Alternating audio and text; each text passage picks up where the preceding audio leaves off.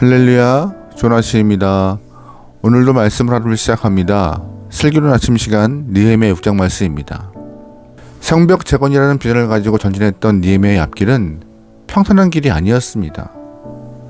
대적자들의 집요한 방해와 공격이 이어졌고 내부의 문제로 어려움을 심하게 겪게 되었죠. 그러나 느헤미야는 하나님에 대한 신뢰와 기도 또한 자발적인 헌신을 통하여서 위기를 극복하고 드디어 성벽 완성이 눈앞에 놓여 있었습니다. 어려운 상황 가운데도 성벽이 어느 정도 완성이 되자 대적자들은 당황했어요. 그래서 그들은 방해하기를 포기하지 않고 오늘 느헤미야 6장에서 새로운 방법으로 느헤미야를 개인적으로 공격합니다. 오늘 본문에서 대적자가 보인 방해의 모습은 거짓 3종 세트입니다. 첫 번째, 바로 거짓 우정을 이용하는 것인데요. 산발락과 암몬 사람 도비와 또한 아라비아 사람 게셈이 느헤미야를 만나자고 요청합니다. 오노 평지에서 만나자고 4번씩 연락을 해요. 우리가 싸울 필요 뭐가 있느냐, 만나서 오해를 풀자, 대화를 통하여서 상황을 조금 더 개선해 보자라고 말한 것이죠. 그러나 느헤미야는 이러한 제안을 단칼에 거부합니다. 왜냐하면 저들은 대화라는 것이 아니라 오노 평지로 불러내어서 느헤미야를 해치기 위해서 음모를 꾸미고 있었는데 그걸 알아챈 거예요. 느헤미야의 판단이 옳았습니다. 여러분, 대화라고 다 좋은 것은 아닙니다. 대화를 가장하여 성도들의 영혼을 해치려는 경우가 상당히 많음을 꼭 기억하셔야 해요. 하와가 누구와 대화하다가 인류를 원죄에 빠뜨렸습니까? 뱀과 대화하다가 그만 하나님을 거역하고 인류를 원죄에 빠뜨렸던 그 모습을 꼭 기억하세요. 모든 대화가 다 좋은 것은 아닙니다. 두 번째, 거짓 소문을 만들어내서 느헤미야를 공격합니다. 느헤미야가 페르시아 왕을 배반하고 예루살렘의 성벽을 완성한 후에 왕이 되려 한다라고 소문을 만들기 시작한 거예요. 이것이 얼마나 느헤미야에게 치명적인 소문이겠어요. 만약 이 소문이 페르시아 왕에게 들린다면은 느헤미야는 아마 큰 타격을 입고 어려움을 경험했을 것이 뻔합니다. 마귀는 처음부터 중상모략하는 선수였어요. 하와 앞에서 하나님을 중상모략했죠. 하나님이 선악과를 먹지 못하게 한 것은 선악과를 먹으면 너도 하나님과 같이 되니까 그게 싫어서 그러시는 거야 라고 하나님의 뜻을 중상모략했습니다. 하단 마귀는 하나님의 백성에게 거짓 소문을 만들어내고 그 거짓 소문의 전달자가 되게 하는 것인데, 오늘 본문의 암몬 사람 도비야, 산발랏, 게셈, 그 사람들이 바로 이 거짓을 만들어내고 거짓을 퍼뜨리는 역할을 감당했던 것이죠. 소위 카드라 통신으로 리더를 넘어뜨려 했던 것인데, 우리가 알아야 할 것은 자기 눈으로 확인한 바가 아니면 거짓 소문에 넘어지기가 참 쉬워요. 그래서 여러분 잘 골라서 들으시고 믿으셔야 합니다. 느헤미야는 오늘 본문에서 거짓 소문에 대하여서 단호하게 대처합니다. 8절 말씀이에요. 내가 사람을 보내어 그에게 이르기를 네가 말한 바 이런 일이 없는 일이요 네 마음에서 지어낸 것이라 하였나니. 느헤미야는 단호하게 아님을 얘기해요. 너희의 거짓 소문이 틀렸다고 말하고 있습니다. 여러분, 거짓은 진실을 이길 수 없습니다. 거짓말은 언젠가 들통나게 되어 있어요. 그러기에 거짓 소문을 만들지도 말고 거짓 소문을 전달하는 영혼도 되지 않았으면 좋겠습니다. 세 번째, 오늘 본문은요, 거짓 예언을 통하여서 느헤미야를 힘들게 하고 있습니다. 스마야라 하는 거짓 선지자가 산발랏에게 뇌물을 받아서 거짓 예언을 하고 있는 것이에요. 가장 고약하고 사악한 방법이죠. 스마야가 산발랏에게 뇌물을 받고 나서 집에 앉아서 두문불출하고 있습니다. 느헤미야가 스마야의 집에 신방을 가서 스마야를 만나니 스마야가 예언하고 있어요. 느헤미야여, 내 말을 잘 들으십시오. 하나님 말씀입니다. 산발랏과 도비야가 당신을 죽이려고 올라올 것인데 당신이 살 수 있는 길이 있습니다. 바로 성전에 가서 성소에 숨으시면 됩니다라고 예언한 것입니다. 아주 그럴듯한 예언입니다. 그런데 느헤미야는 이 말을 곰곰이 생각했어요. 하나님의 성소는 제사장이 아닌 사람이 들어갈 수 없는 곳인데 라는 것을 떠올린 것이죠.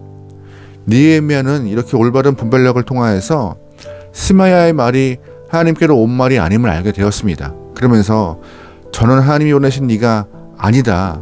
나는 성소로 들어갈 수 없다. 들어가지 않겠다라고 거짓 예언을 물리칩니다. 오늘날 아무리 신령한 사람이 신령한 척하며 예언을 할지라도 여러분 그런 것에 미혹되지 않기 소망합니다. 성경과 어긋난 예언은 모두 거짓말이에요. 아이가 대학에 붙을지 떨어질지 예언 받으러 가면 안 됩니다. 그런 거 다니시면 안 돼요.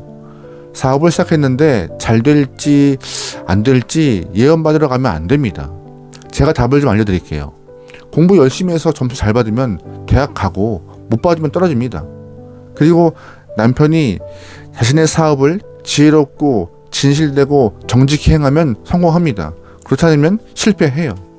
여러분, 성경이 예언입니다. 성경은요, 예수님께서 재림하다는 것을 예언하고 있어요.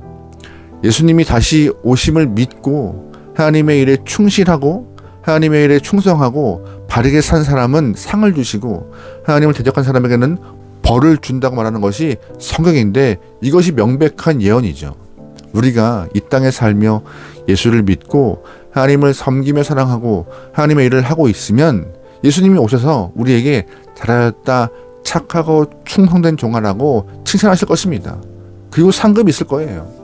그러므로 여러분, 거짓 선지자가 많은 21세기에 거짓 예언에 미혹되지 않기를 소망합니다. 성경 중심의 신앙생활을 하시기 바랍니다. 성경 중심의 신앙생활을 해야지만이 신앙이 안정되게 흘러가요. 은사 중심이나 예언 중심으로 따라가지 마십시오. 그냥 성경 중심으로 여러분의 신앙을 잘 키워가서 여러분의 신앙을 아름다운 열매로 풍성케 만들어 가시면 좋을 것 같습니다.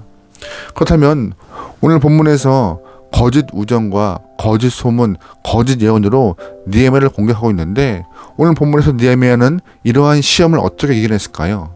바로 세 가지입니다. 첫 번째, 간단하지만 진지한 기도를 수시로 드렸어요. 9절 말씀 후반부에 이제 내 손을 힘있게 하옵소서라고 기도하고 있어요. 10절 후반부에 곧 나를 두렵게 하고자 하는 자들의 소행을 기억하옵소서라고 기도하고 있어요. 일할 때마다 매일의 삶 가운데 수시로 기도했다는 것입니다. 여러분도 삶에서 수시로 기도할 수 있게 소망합니다. 자동차를 탈 때에도 하나님 안전하게 지켜주세요. 시험 볼 때도 지혜를 주시고 아는 것은 다 맞고 공부한 것만큼의 결과가 해달라고 기도하시면 좋습니다. 수시로 기도해야 하는 것이고 오늘 본문에 느헤미야가 수시로 기도하여서 사단 마귀의 공격을 물리치고 대적자들의 시험에서 이겨내고 있는 모습을 우리는 잘 기억해야 합니다. 두 번째로 오늘 느헤미야는 우선순위를 명백히 했습니다. 느헤미야는 자신의 삶에서 우선순위를 명확히 두고 있던 것이에요. 산발락과 도비앗, 게셈이 오노 평지에서 만나자고 했을 때 느헤미야가 가지 않고 이런 말을 합니다. 3절 말씀에 내가 곧 그들에게 사자를 보내어 이르기를 내가 이제 큰 역사를 하니 내려가지 못하겠노라. 어찌하여 역사를 중지하게 하고 너희에게로 내려가겠느냐 하매. 아멘. 무슨 말인지 아세요? 이런 말이에요. 한가하게 너희를 만날 시간이 없어. 나는 우선순위가 정해져 있고 그 우선순위는 성벽을 건축하는 것이라고 말한 것이죠. 삶의 우선순위가 명확히 놓여져 있을 때 필요 없는 일을 하지 않는 것이에요. 여러분, 우리의 시간은 참 짧아요. 그리고 좋은 일과 선한 일만 하면 안 되는 것이에요. 영국 속담에 선한 일은 최선의 일의 원수다라는 말이 있습니다. 무슨 말이에요? 우리가 하는 일이 다 좋은 일일 수도 있지만 좋은 일만 계속 한다는 것은 최선의 일, 정말 중요한 일, 우선순위로 놓아는 일을 할 수 없다라고 말하고 있는 것입니다. 여러분, 그러기에 우리는 삶에서 타협할 수 없는 우선순위가 있음을 분명히 알고 좋은 일과 선한 일보다 최선의 일을 위하여서 애쓸 수 있는 귀한 영혼 되면 좋겠어요. 하루를 시작할 때 꼭 말씀과 기도로 시작하시고 교제 후에 하루를 시작하시는 그 모습, 그래서 우선순위가 분명한 삶이 되면 좋을 것 같습니다. 세 번째, 느헤미야는 현명한 분별력을 갖고 있었습니다. 누군가의 말을 들으면 이것이 나를 흥하게 하는 말인지 거짓말인지 해치려는 말인지 분별을 했다는 것이에요. 여러분이 성공하는 삶을 살고 싶고 다시는 실패의 전철을 밟고 싶지 않다면 느헤미야의 분별력을 소유해야 합니다. 본문의 느헤미야의 모습을 잘 기억한다면 성공의 문턱에서 넘어지지 않을 것이에요. 사실 평소에 기도와 말씀 중심으로 살아간 사람에게는 우선순위와 분별력은 따라오게 되어 있어요. 그러기에 진정한 성도기를 원하시는 분들은 화려함보다 일상에서의 신앙을 통하여서 말씀과 기도에 집중하시고 하나님을 더 생각하시고 하나님을 더 사랑하는 영혼이 되어야 합니다. 그것이 우리를 지키는, 우리의 삶을 지키는, 우리의 영혼을 지키는 방법입니다. 하단마귀는 마지막까지 성도를 넘어뜨리기 위하여서 하나님의 일을 방해해요. 하단마귀의 이 방해가 대수롭지 않은 것 같지만 굉장히 강합니다. 우리의 힘으로 이길 수 없음을 꼭 기억하며 하나님을 의지하고 말씀과 기도로 승리할 수 있는 영혼 되기를 주의 이름으로 축원합니다. 오늘 하루도 주님과 가까이에서 늘 승리할 수 있기를 소망합니다. 아멘. 기도하시겠습니다. 하나님, 허락하신 하루가 하나님의 기대에 부응할 수 있는 귀한 시간 되게 허락하여 주시옵소서. 내 뜻과 내 의지가 먼저가 아니라 먼저 그 나라와 그 일을 생각하며 주님을 기쁘게 할 수 있는 우리의 삶이 되게 나오니 주님이시여 우리의 발걸음을 인도하여 주시옵소서. 하나님, 거짓 우정, 거짓 소문, 거짓 예언에 휘둘리지 않고 말씀과 기도로 무장하고 분별력을 갖고 승리할 수 있게 나오니 우선순위가 분명한 성도가 되게 우리의 삶을 인도하여 주시옵소서. 모든 걸 맡기오며 예수님의 이름으로 기도합니다.